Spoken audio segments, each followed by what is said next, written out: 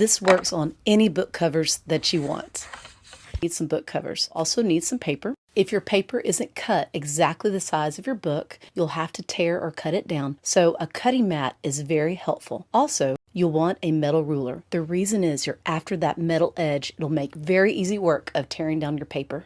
And you'll need scrap paper and a pencil. A bone folder is also helpful. Not necessary. You can just fold it by hand if you need to. An awl is very helpful too, but you can use a needle or a thumbtack to poke holes with. To get started, the first thing you need to do is measure the dimensions of your covers. So we're laying our covers side by side, and what we're doing is we're seeing how big our paper needs to be. Take your scrap paper and your pencil, and you're going to write it down. So what I'm seeing, that if I open up my book is 10 inches long or 10 inches wide, however you want to say it, and it is almost 7 inches tall. Because I don't want paper hanging out the side, I'm actually going to lessen those measurements just a little bit. If your pages are the exact size of your covers, you can skip this step. But if you need to tear down paper, hang out with me a second and I'll show you how. It's very easy. If you have a cutting mat, you can easily use it to help you tear down your paper. What I like to do is go ahead and mark my measurements on my mat. That way, when I go to tear my paper down, I can just look right at the mat where my marks are and rock and roll. If you want to go with the grain of the paper, you can. You can easily test it by folding the paper. The way it folds the easiest is the way you need to use the paper in your book. But if you're on a budget like I am, sometimes that's not feasible. So today we're going with the way the paper fits best for my budget. So let's tear our paper. Super easy. You're going to line up your paper on that zero line of the mat. Then place your ruler across the two marks you made and then just tear it. You're tearing against the metal edge of the ruler. Ta-da! There you go. And then flip it and do the other side. You'll repeat this for all the paper that you need. For a more detailed explanation, check out the little video linked up top or in the description. So what do you do if you actually got one of your papers off a little bit? So let's talk about that real quick. So I have my stack of paper and I notice one is slightly longer. You can use that ruler and a guide and then a box cutter or X-Acto knife or craft knife and just line it up and slice it against your ruler. Ta-da! Super easy fix. Usually it takes a few passes. Don't try to get through all in once. You can end up ripping your paper. To check your paper, really easy. Just take one, fold it in half, and compare it to your covers. It should fit. Our next step is to divide up our papers for each signature. So a signature is a section of a book.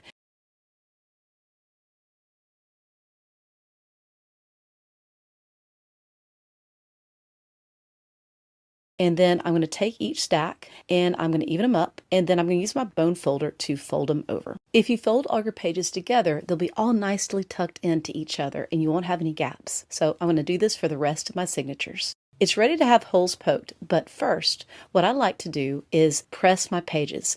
And so how you do that, you take your pages and a scrap piece of paper, lay the paper down first on a flat surface, and then you're going to take your pages, and I like to divide them up so that they're even, and I place them down on that scrap piece of paper, and then cover it with another scrap, and pile books on top and let them sit at least a day or a few hours. Usually it's overnight. And this way they get all compressed, and that way over time the book does not become loose. Grab your pages, and now is a good time to check the size of your book with your covers.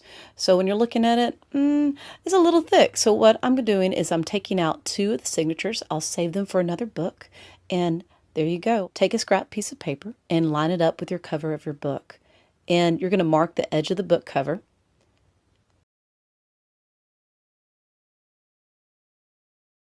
You also want to mark the top of the template. So I placed an arrow.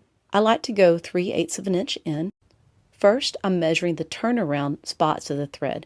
So I'm going in 3/8 of an inch from each side and making a mark. I'm using my ruler just as basic measurement according to the inch. That way I don't have to do any math. I just line it up with the inch and I know how to go.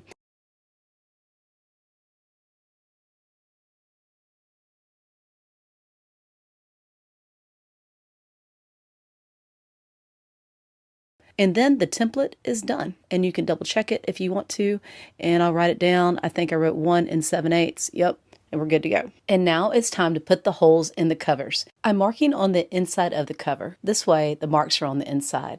If you were using a cutting mat, super duper easy to line it up on the zero edge and go out from that edge 1/2 inch or 3/8 of an inch, whatever you like. I'm going 1/2 inch out, lining it up, and then I'm going to make a mark. Double check your marks with your ruler, make sure they're correct, and then we can go ahead and place our holes. Take your template, line it up at the top of your book along the line that you just drew, and then mark the spaces for each hole.